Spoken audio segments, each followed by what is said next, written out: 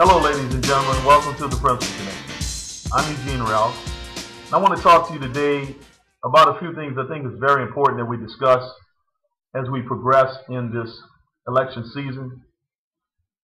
In the Republican campaign, recently Rick Santorum took the lead in Iowa, and I heard recently, just today, that he officially won Iowa, which is a good thing.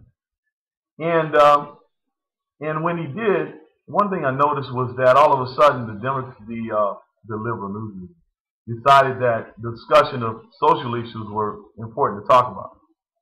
And I agree. The discussion of social issues is important to talk about, along with many other things, but we shouldn't exclude that because they're important. It's a lot of things that need to be discussed. Rick Santorum, I believe, is a fighter in that regard, and he's going to talk about those things eloquently. And I just can't help often when I watch these debates or I'm listening to people talk, they often say, "Oh well, we just want to talk about the economic issues. We don't need to discuss it. So maybe we can deal with that stuff later." That's Sean Hannity. You probably heard. Well, as important as the economic issues are, the social issues play a huge role in how we deal in our society, and how we deal with them is so vitally important. Most of the time when we talk about the social issues, the first thing somebody thinks is abortion, or they think about the homosexual agenda. Lately, the thing is same-sex marriage. You got to think about when it comes to the abortion issue. Many times, those who tend to support it say, "Well, I support a woman's right to choose." But we need to think about what they're saying. They're saying they support a woman's right to choose to kill the baby in her womb. You see this, and then there's others who say, "Well, I believe that a woman should be able to do what she wants with her own body." Well, that's not her body. That's the body of another human being. That is the body of a baby. That's what they call it. They want to call it a fetus, which is French for baby. It's amazing.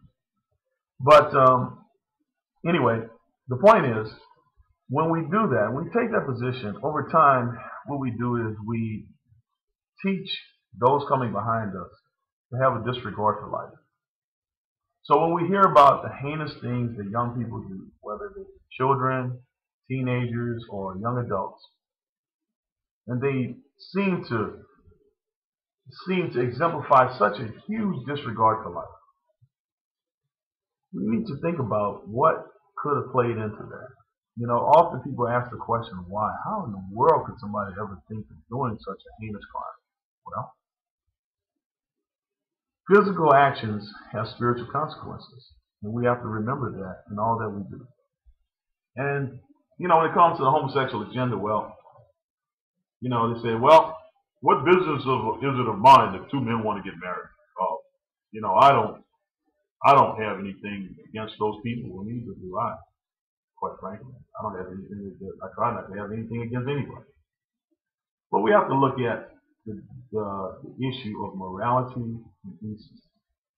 America has survived for all these years primarily because of those things: Constitution, morality, and decency. And we cannot survive as a people if we condone things that's going to wipe us out as a society. When it comes to the homosexual agenda, and I use that term because I'm not talking about same-sex marriage. I'm not talking about homosexuals. I'm talking about those who push an agenda to normalize a deviant lifestyle. Many homosexuals probably would mind their business and do whatever they're going to do. Of course, there are those who want to be accepted. And that's understandable. Everybody wants to be accepted. But, we don't reward adulterers. We don't reward women who commit adultery. We don't reward people who do things. We don't typically reward people who do things that are considered to be deviant behavior.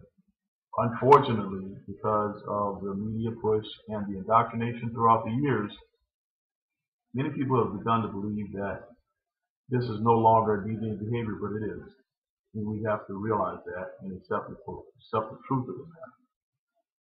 And realize that people who practice that lifestyle are living, they have a serious character flaw. I think that's a social issue. And beyond that, just talking about character flaws in general, Bernie Madoff had a character flaw, major character flaw. No regard whatsoever for other people's personal problems. No regard whatsoever for how much money he steals from them, regardless of how bad it will cripple them financially. Just thinking about himself. That's a character flaw. That's an example of a character flaw. Timothy Geithner, Secretary of Treasury, in charge of the IRS, who claimed to not be able to fill his taxes out correctly. He demonstrates a major character flaw. And all of those politicians in Washington that voted to put him in that position demonstrate a character flaw. Barack Obama demonstrated a huge character flaw in the idea that he would select him to be in that position. I realize people aren't perfect, but come on. The guys in charge of the IRS, you think you could find somebody who could do their taxes properly? And so you see how these things have endless ramifications. In recent years, casino gambling has been expanded in some states, and there's constant talk about it expanding even more so. In some other states, people, lawmakers are saying, well, we need the tax income from that, from casino gambling. And many people, because they don't read the Bibles anymore, don't realize how bad that really is. Gambling in general, casino or otherwise. And so they take the position that, oh man, it's just fun. We're just having some fun. We're going to use some disposable income and go gamble. So they do that. And as a result, some people get addicted. And those who get addicted, their families pay a price. So they have this gambling hotline all over the place. If you have a gambling problem, call this 800. What it does, it makes the people who are actually stealing money through their business, their gambling business, make them feel good. Plus, it makes those, those character-flawed politicians that pass the law to allow that casino gambling, it gives them an out. It makes them feel like, oh, well, I'm actually helping those. People really want to do it anyway, right? So it gives them an out. But what about the families that are devastated by somebody getting addicted to gambling? What about the children that are going to have a broken home as a result of one of their parents being addicted to gambling?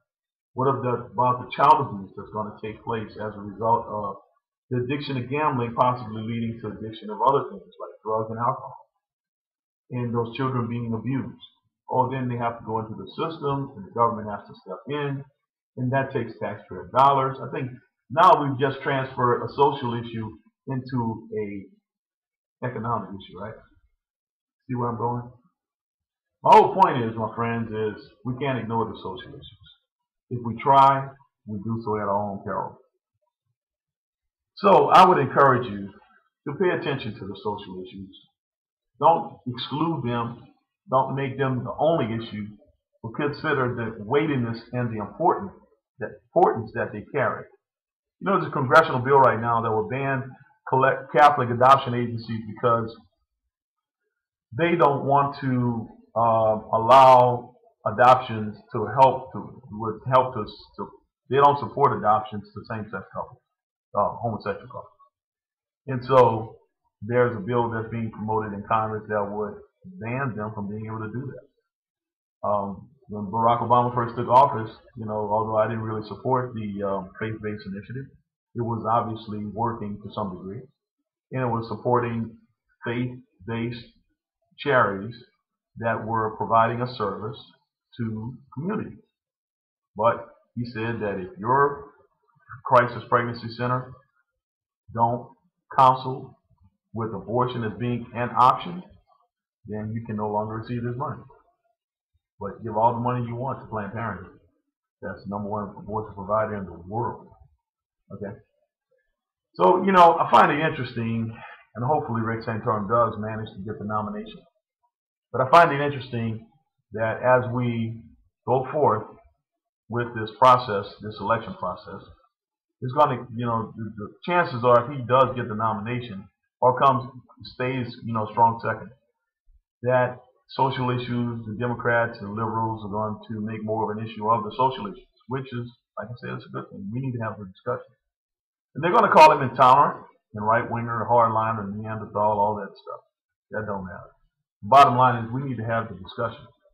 So what I encourage you to do is not be afraid to have the discussion. Realize we need to have this discussion.